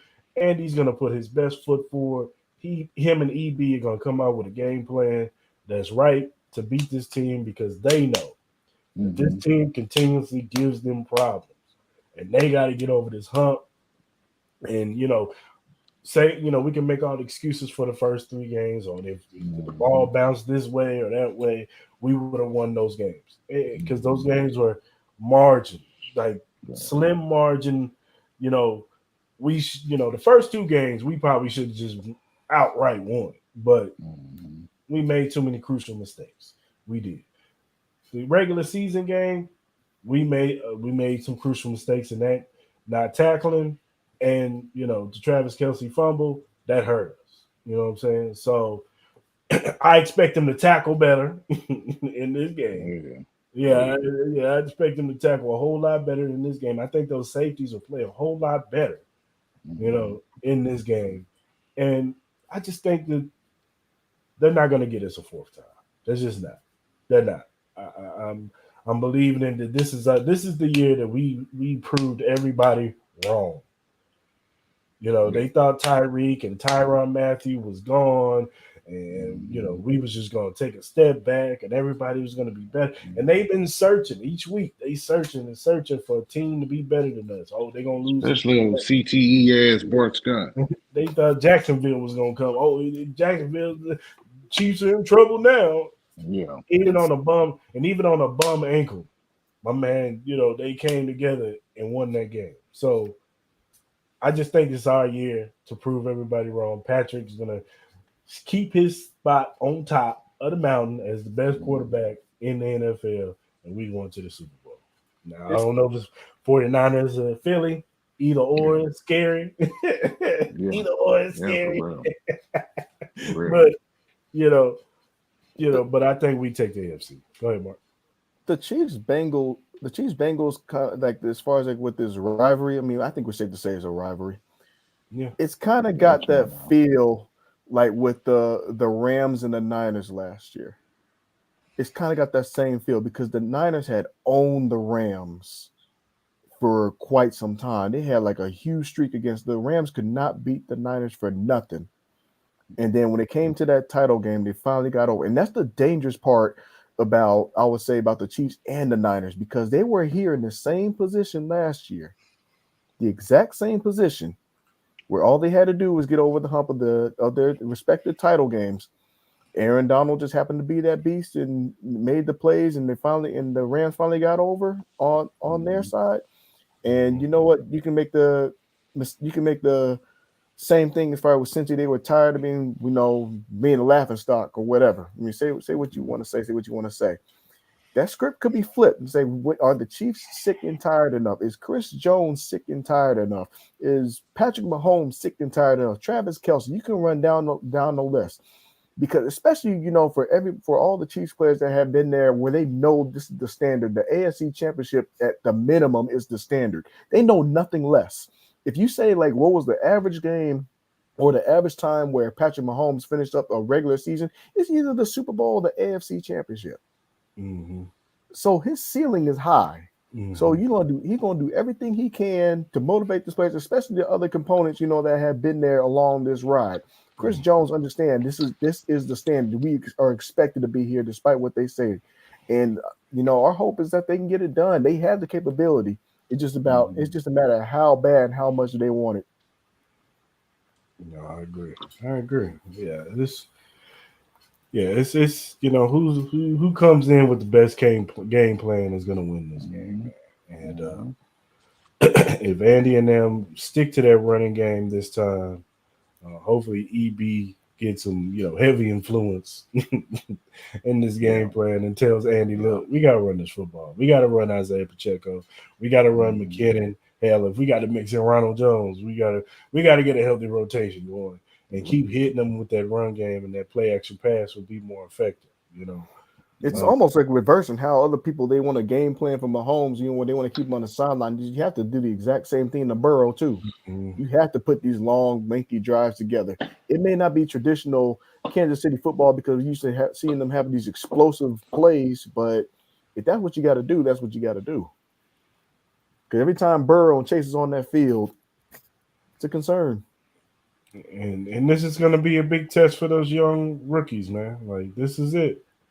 This is big boy football, man. Trent McDuffie, you first round pick for a reason, bro. We picked you for these moments. You know what I'm saying? Against a Jamar Chase, against a T. Higgins and a Tyler Boyd, L'Jarius Sneed. It's your time to prove why you one of the best corners in this league. We know that. But it's time for you to show the world that. You know what I'm saying? That you are the best, one of the best corners in this league. Or if you want a good contract next year. Regardless, I'm just saying, Chris Jones. I mean, I already still feel like we should keep him. Don't get it twisted. But Chris Jones, you're the best defensive tackle in this league now. Mm-hmm. It's time to show it, bro. It's time to. These are the championship moments that you got to show it, man. You know what I'm saying? You don't want that feeling that you had when you almost had Burrows and then you sitting on the sideline watching him kicking that field goal to win the game. You don't want that feeling no more. This is the moment to shut everybody up and show the kids that the road to the Super Bowl still runs through to Arrowhead and through Kansas City. So, and I expect that. I think we all expect it. You know, it's. I think first and foremost, it has to be understood, and you know, especially with when you get those first interviews from them, that they show a little bit of respect to these guys. You know, and they approach this as, hey, listen, we haven't measured up against them the last three times we played them. And for all that we say is well and good within Chiefs Kingdom, and the fact that we've made it to 5 AFC title games, at this current time, nothing else matters because we haven't beat them. So we have to give them that respect because the Bengals have beat their ass. About 3 points, about 50. Don't matter, a L is a L. And they both hurt the same way. They do. We haven't beaten them. So we are locked in on the details. You know, you go back to the regular season game, and it was a little bit, it was light, but it was, you know, we want that get back. We circled this game on the calendar, et cetera, et cetera. That narrative got to change. That narrative should be, listen, this is a damn good football team we playing. We gotta be locked in. We don't have any room for error. Because you gotta tip your hat to the Bengals, man. Like what they've built in Cincy, albeit, you know, the owner's cheap and the chili and noodles is dog shit. You know what I'm saying? They a damn good football team, bro. No, they are. Yeah, you know what I'm saying? And if you're a Cincinnati Bengals fan, or even if you're a player on that team, you got to feel good about your chances. You got to feel real good about your chances going into Arrowhead and Pat Mahomes with a bad ankle, and you know, are we in their heads a little bit? You know what I'm saying? You should feel good about where you sitting right now, because you proved it that you could come out and beat them. And you have the recipe for slowing down Pat and confusing him with that defense, with the spying and the dropping everybody out. And, you know, it gives him problems. You know what I'm saying? So it's a lot. It's a lot, dog. You know what I mean? And for much as I hate they fans, and I never understand fucking chili and nasty ass goddamn noodles, and you know, they some disrespectful fucks. Yeah, you know, they disrespectful. Yeah. It ain't no mystery to that shit, but gotta give them they credit, man. No, they're a damn good football team. They got a damn good. They got a damn good quarterback, and they got some weapons over there, man. Like they definitely got some guys over there that play hard now. But I think we're right there. Yeah. Yeah, like I mean, we are like we hosting this bitch. Yeah. So again, I don't think that, you know. And look, this week, you know, for anybody who's watching, don't get discouraged what you hear from the national media, because they're gonna be picking against us. Know that. Absolutely, that's what they do. We're going into this game. We're gonna truly be the underdog, because they're gonna take past history and say that the Bengals beat them 3 times. Joe Burrows beat Patrick Mahomes 3 times. And now you got an ankle to throw into it. And the ankle injury. They are going to pick the Bengals to win this game. They are. So do not get discouraged. Don't get mad. Don't get all the temper. Don't get mad when they say Joe Burrows is QB1 and he's better than Patrick Mahomes. Don't get mad. But it's coming this week. Yeah, it is. But this is the opportunity for them to show up on Sunday and show. No, we still big dogs. Yeah. Y'all got us this year. Y'all got us this year, and y'all got us last season in the regular season in the AFC Championship last year. But no, the buck stops here. We that team. We've been that team. Since Patrick Mahomes has become the quarterback, we've been that team. Yeah. So I just, you know, that's how I look at it. And I just feel like these guys are going to be locked in, ready to go. And look, I'm just picking the Chiefs. I think the Kansas City Chiefs are going to win this game. Yeah. I do. Yeah. All But right, it's fellas. Monday.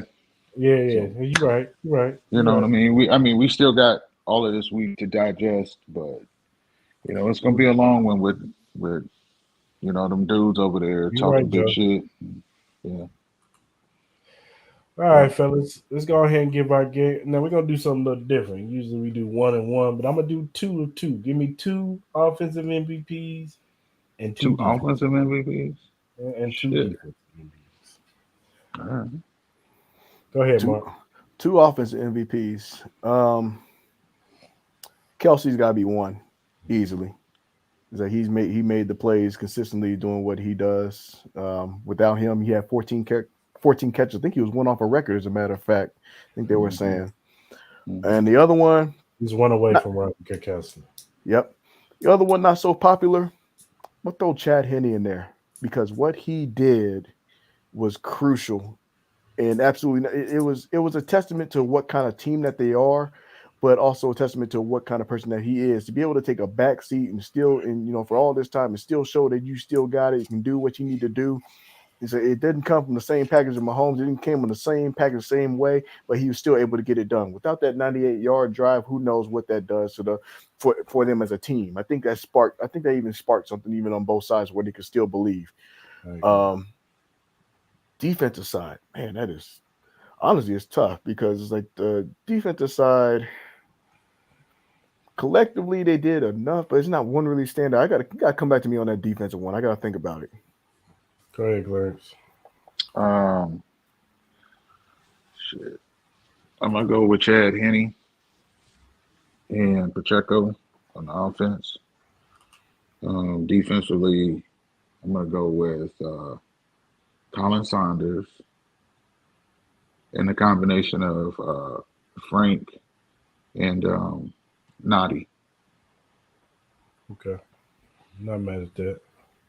Offensively, I'm gonna go Isaiah Pacheco, man. As much as and kudos to Chad Henne, he did hold down the fort, but let's not forget 40 of them yards came from that Isaiah Pacheco. I told you last week, Pacheco needed to pop a big one. You know what I'm saying? That Isaiah Pacheco run helped a lot. He did a lot of the heavy lifting in that 98, drive. So he got him all the way down to like the 1 yard line. So I got to give Isaiah Pacheco. He popped that big one. And even though he was on the bum ankle, Patrick Mahomes, because in that fourth quarter, when Jacksonville started getting a little bit of momentum and they scored, Pat drove down the field on one ankle, one leg. He drove. Yeah.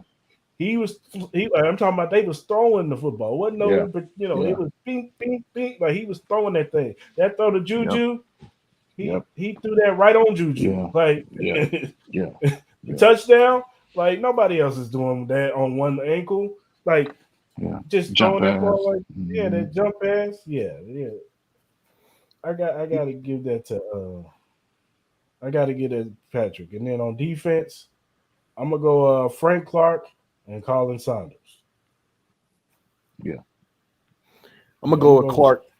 I'm gonna go Clark and I'm gonna go with Watson because Watson needed an interception for him. It's good to see him because he'd always been on the wrong side of things for a long time. For him to make that play, I give him that too.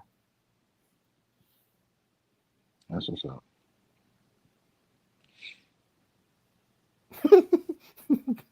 Dang, Colin Cowherd gave the Giants an F for a grade. Dang. They deserve it. F plus, just F. Yeah, they deserve it. You hear me? Yeah, I hear you now. Yeah. But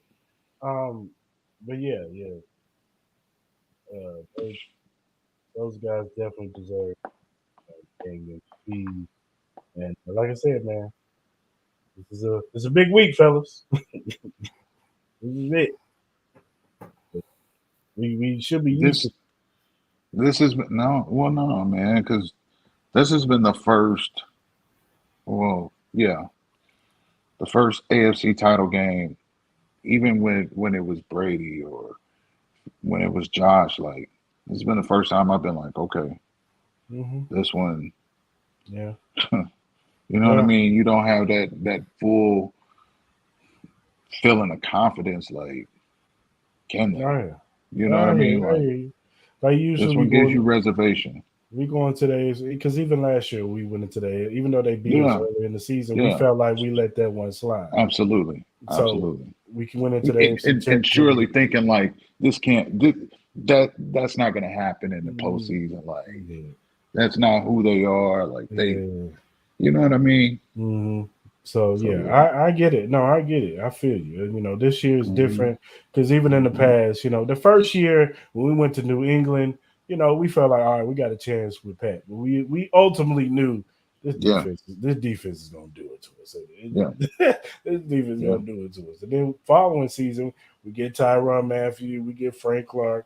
The defense starts coming along at the end.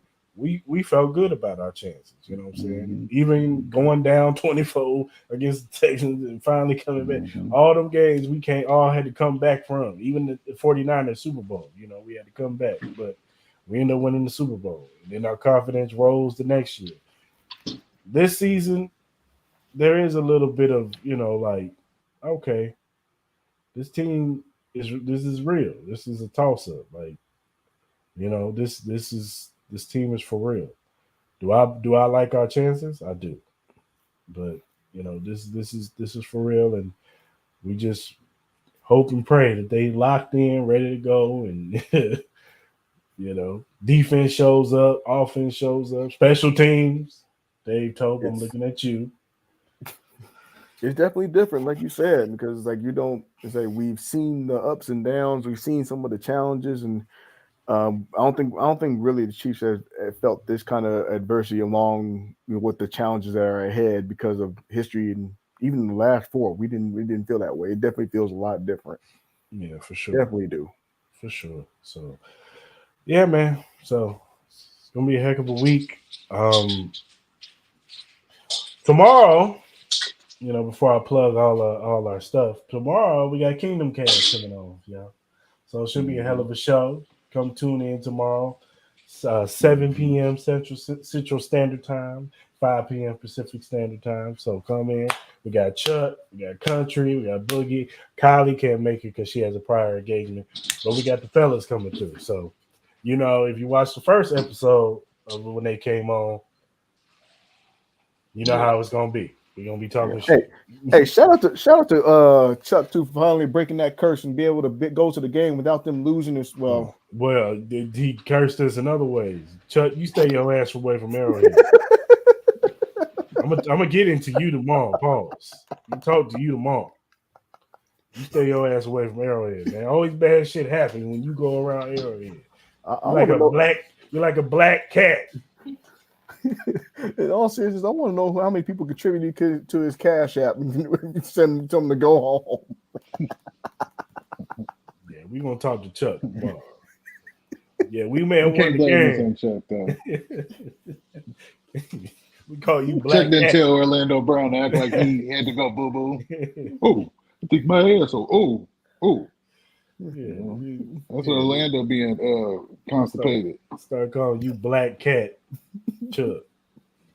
Damn black cat. Keep your ass at home. No black more. cat Chuck, aka keep your black ass at home. You're not allowed to Arrowhead. I'm calling Clark Hunt. There's some security out there that you ban you from the game. I'm just playing. You have a poster.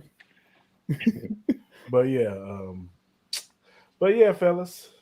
Tune in tomorrow. Tune in, everybody, because it should be a great show. You know what I'm saying? All right, man. Let's give a shout out to our sponsors, Every Morning Quarterback. Look down at the bottom. You see the link, emqpodcast.com/locker-room. If you go to that link, you see the locker room access of all the podcasts that are under the Every Morning Quarterback umbrella. There'd be a Patriots one, a Jets one, a Chargers one. All of them are sitting home right now. And you can find ours, Arrowhead Chief Podcast. Click on the little banner. You'll see all of our recent episodes, recent and past. Go ahead and, check us out, man, and check them out too. They got their own podcast. Shout out to Anthony, Brandon, Connor, and Zach. They talk about everything league wide, and they give you betting tips too for the week. So go ahead, subscribe to the YouTube channel, hit them up, and they got some good stuff over there. And if whatever streaming platform that you use to listen to your podcast, Arrowhead Chief Podcast is on there, whether it be Apple, Google, Spotify, Stitcher, Anchor, and Breaker. If you listen to them in any of those platforms, Arrowhead Chief Podcast is on there. So go ahead and follow us, subscribe to it on there. Also, subscribe to the YouTube channel. If you're on YouTube, subscribe, hit that notification bell. So when we have our lives, you get that notification, you can watch us. You know what I'm saying? We ain't got to remind your ass all the damn time. You know what I'm saying? You get the notification from YouTube. So, and if you're on social media, you can follow us at AH Chief Podcast. We're on Twitter, Instagram, Facebook, and TikTok. Follow us on any of those streaming on the social media platforms, and we'll follow you back. Because Clarence, what's our motto? We ain't Hollywood. Yeah, man, we ain't Hollywood over here. We fans just like y'all. But just remember, talk to us nice and normal because we will whoop your ass. You know what I'm saying? Why don't you get to moving? But still. Okay. But, telephone tough guy hiding in your mama basement. You can get your ass kicked at your mama house. Okay. Exactly. So talk to us nice and normal. But if you got some constructive criticism, critiques, or you want to, give us ideas or topics that y'all want us to talk about on the show, hit us up, man. We ain't Hollywood. We listen to y'all. We want to give y'all the best Chief content that y'all want to hear. So hit us up, man. Social media, or hit us up on our email. You know what I'm saying? It's in the link, on any of our social media platforms. So all right, fellas. This was a great show as usual. Appreciate y'all, man. Always appreciate y'all. Hope y'all have a good rest of your week. Clarence, I'll see you tomorrow evening. Yes, sir. We break this thing all the way down. Yeah. Strip all the bearings. Locked in. All the calibers. You know what I'm saying? The radiator. All of that. All right. Y'all have a good one, dog. I'm tapping in. All right, fellas. Peace. Yep.